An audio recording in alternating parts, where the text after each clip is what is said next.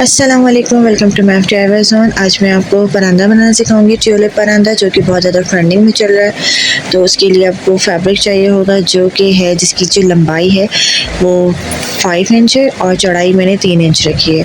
इसके बाद आप इसको इस तरह से स्टिच कर लें, चाहे तो आप मशीन का इस्तेमाल कर लें, बट मैंने हाथ से किया है ताकि हर कोई अब आसानी कर सके। जिनको स्टिचिंग नहीं भी आती वो भी ये कर सकती हैं।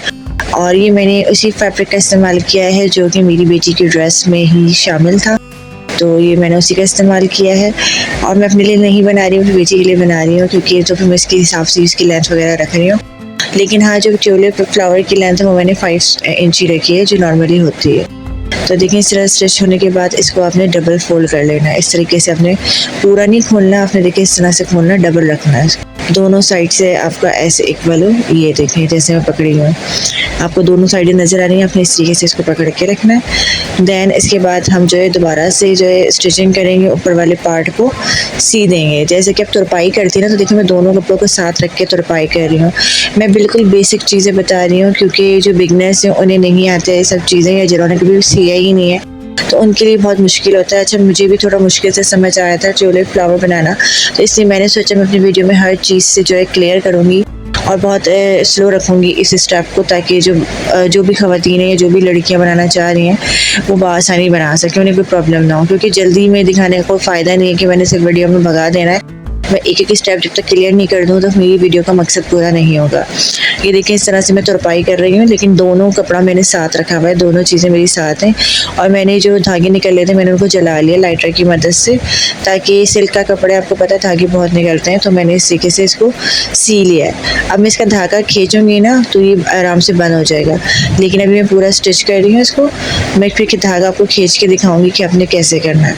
और इसी के अंदर जो है हम धनक का इस्तेमाल करेंगे। अच्छा, मैं धनक से बना रही हूँ, मैं पहले ही बता दूँ, मेरे पास डोरी नहीं है, जो गोल्डन डोरी चल रही है, ज़रूरी नहीं आप डोरी से बनाएं। मैं ठीक, वैसे भी मैं अपनी बेटी का बना रही हूँ जो कि 5 साल की बच्ची है, तो उसके लिए वैसे भी डोरी हैवी हो जाती है, तो मैंने जो धनक का इस्तेमाल किया है। ये देखिए, आपको नज़र आ रहा है, मैंने उंगली गुजार के दिखाई है कि मैंने बीच से नहीं सिया है, मैंने सिर्फ साइडों से इसकी की है, ताकि मैं इसकी चुने लेके उसके अंदर आराम से ये डोरी घुसा सकूँ। ये देखिए, डोरी जो धनक है इसको मैंने नॉट लगा दी और ऊपर से जला लिया। अब देखिए, जहाँ से ये मेरा अंगूठा था ना, यहाँ से मैं अंदर लूँगी, ये डोरी आपके ऊपर नज़र आने लगेगी धनक, तो फिर आपने इसको टाका लगा देना है, अच्छी तरीके से इसको खींच के सी देना है। जो हम धागा मैंने उस वक्त रोका हुआ था, सुई को मैंने जो धागा था वो तोड़ा नहीं था, मैंने धनक को लेके टाइट कर लिया और अच्छी तरीके से बांध के सी दिया और फिर इसको सीधा कर लिया। ये देखें, इस तरीके से हमारा ट्यूलिप फ्लावर की लुक आ गई। आप अच्छी तरीके से टाका लगा लें, ताकि आपका जो जब आप फोल्ड करें तो आपका कपड़ा बिल्कुल फिनिशिंग के साथ आए। तो मैंने बहुत टाइटली सिया है ताकि मेरी धनक बाहर ना निकले। तो ये देखिए, मैं सीधा करूँगी तो ये देखिए फ्लावर की लुक आ गई ना आपके सामने। अब आप इसमें पॉलिस्टर डाल लें, चाहे तो कोई भी कपड़े की कतरन वगैरह डाल लें, तो बस आपने इसको थोड़ा सा बस फुलाना है और इस तरह से बस आपने 2 टाँके लगाने।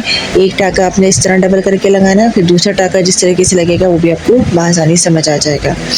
इसलिए मैंने कहा मैं आपको हर स्टेप क्लियर कर दूँ, क्योंकि जो फर्स्ट टाइम बनाता है उसके लिए थोड़ा मुश्किल हो जाता है। अब देखिए, दूसरी साइड से हम इस तरह से डबल करेंगे और आपका एक तरह से क्रॉस की सी लुक बन के आ जाएगी। तो समझिए, आपका जब क्रॉस बन जाए तो समझ जाए आपने ट्यूलिप फ्लावर की जो फ्रंट लुक है वो बिल्कुल ठीक रखी है। ये देखिए, हमारा ये बन चुका है एक साइड का।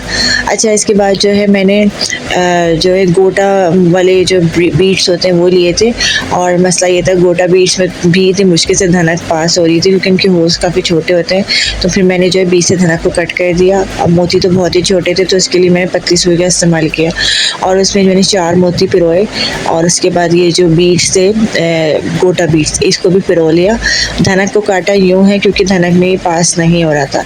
अब इतने बड़े मोती मैं कहाँ से लाती, तो मैंने जो नॉर्मल मोती हमारे पास होते हैं उसी का इस्तेमाल किया और फिर मैंने इनको धनक से दोबारा अटैच किया। ये देखिए, आप प्रोसीजर गौर से मैंने इसको सी दिया है। जलाने के बाद प्रॉपरली 2-3 दफ़ा घुमा के मोतियों को एक साथ ले के मैंने पक्का कर लिया है। तो आप लोग भी इसी तरीके से कीजिएगा, क्योंकि अगर आपके मोतियों का होल बड़ा है तो ठीक है, वरना मेरा तो मोतियों का होल नॉर्मली बहुत छोटा था, जो ब्रेसलेट वाले मोती होते हैं वो वाले मोती हैं, तो इनमें से सुई नहीं गुजर रही थी तो धनक कहाँ से गुजरती। तो फिर मैंने बीच से कट मारा और धनक को, और मैंने इस तरीके से सी लिया मिला के। तो ये बिल्कुल भी नहीं पता लग रहा था कि मैंने इनको बीच में से कट करके सिया। बस आप मजबूती से 3-4 दफ़ा जो है पूरे मोती जो है धागों में से गुजार के सी लेना, जैसे मैं दिखा रही हूँ वीडियो में। उम्मीद है आपको ये वीडियो पसंद भी आएगी और आसान भी लगेगी। बड़े महंगे मिल रहे हैं इस वक्त, ऑनलाइन बहुत महंगे बना के दे रही हैं लड़कियाँ, तो मैंने कहा मैं आपको घर में सिखा दूँ ज़ीरो कॉस्ट के साथ। ईद पे हर कोई चाहता है ट्रेडिशनल लुक दे, तो मैंने कहा जो चल ही रहा है ट्यूलिप परांदा, तो मैं आपको सिखा देती हूँ। ये देखिए हमने दोनों साइड से बना लिया, और मैंने जो लेंथ रखी है धनक की वो मैं बता दूँ, मैंने 16 इंच लंबाई रखी है टोटल, डबल करके ही बता रही हूँ मैं, डबल करने के बाद भी 16 ही है। तो इसलिए 16 रखी क्योंकि मेरी बच्ची के बालों की जो लेंथ थी वो 16 थी। अगर आप किसी बड़े का बनाए तो आप 25 इंच रखें या उनके बालों के हिसाब से लेंथ रखें, ठीक है। तो ये देखें इसकी फाइनल लुक थी, और मैंने जो है बच्ची बाल छोटे हैं, बस जैसे तैसे करके मैंने परांदे की लुक दिखा दी है, बाकी इस तरीके से खोल के भी दिखा दी है। तो प्लीज़ चैनल को लाइक और सब्सक्राइब कीजिएगा। अल्लाह हाफ़िज़।